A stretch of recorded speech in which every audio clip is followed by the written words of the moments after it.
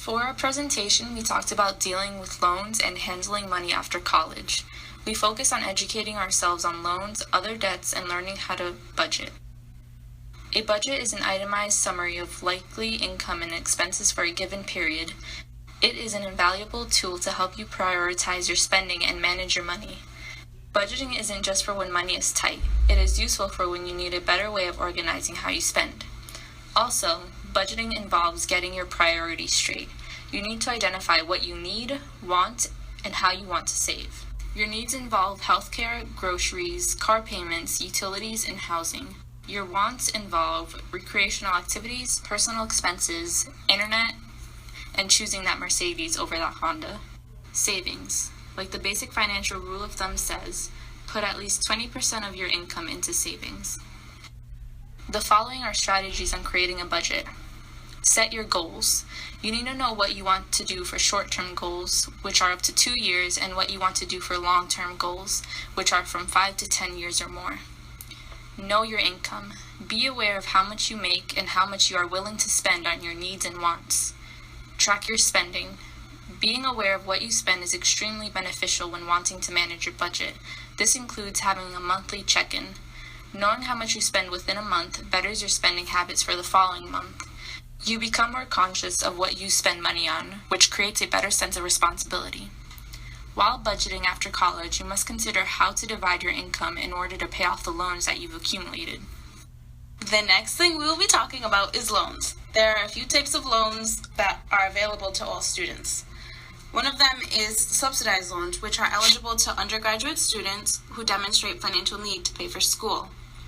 Unsubsidized loans are eligible to students who are undergraduate, graduate, and professional students. In this case, students do not have to demonstrate any need.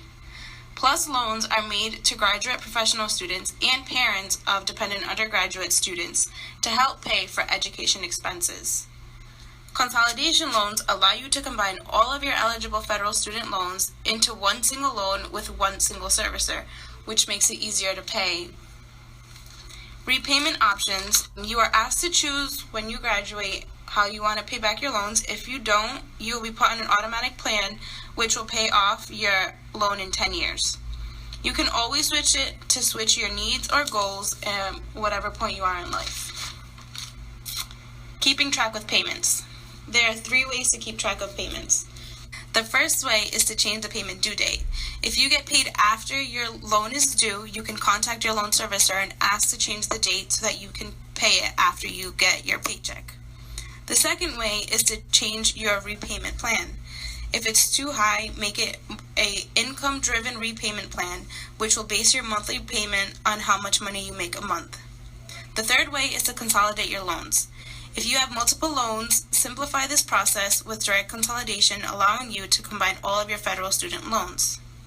Loan forgiveness is when some or all of your loan could be forgiven in exchange for your performing certain types of service. Some of this could include teaching or being in public service, such as the military. There are some things to consider when you are taking out loans for school. The most important thing is to be a responsible borrower. Number 1 is keep track of what you're borrowing. Student loans should only be a small part of your salary when you graduate.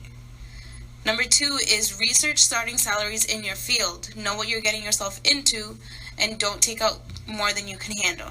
And number 3 is to make payments on time. Debt avoidance. Use cash when possible. Stay within spending limits. Avoid impulse purchases.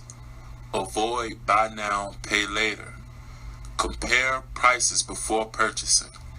Take only the cash with you that you can afford to spend while shopping and spend only that cash. Avoid credit cards that charge interest. Avoid applying for multiple credit cards. Keep track of all credit card purchases. Avoid overdraft charges.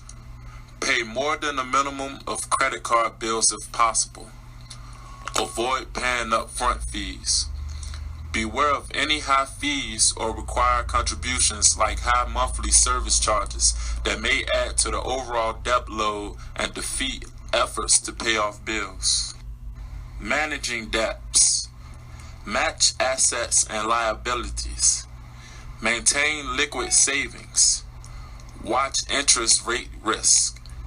Don't forget to save. Minimize regular debt expense. Debt consolidation. Consolidation is an efficient way to bundle all of your outstanding debts into one loan with favorable terms and a lower payment that is easier for you to pay. Debt settlement. Settlement lowers the amount of your overall debt.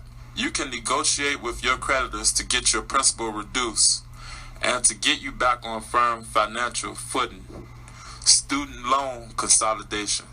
Consolidation helps students bundle their loan repayments into a single loan, often with easier terms. Forgiveness can cancel the debt entirely for eligible students. Debt management plan. It will help you stay more organized and punctual with your bills and payments. It creates a realistic monthly budget with a financial goal. Your current creditors may see you more favorable and agree to lower your interest rates or waive certain fees. Creditors or collectors have incentive to stop calling. Making regular and timely payments can improve your credit report and credit score over time. We all know that after college, the bill for our loans will hit us like a slap in the face. But with the proper planning and guidance, being financially stable is one step away.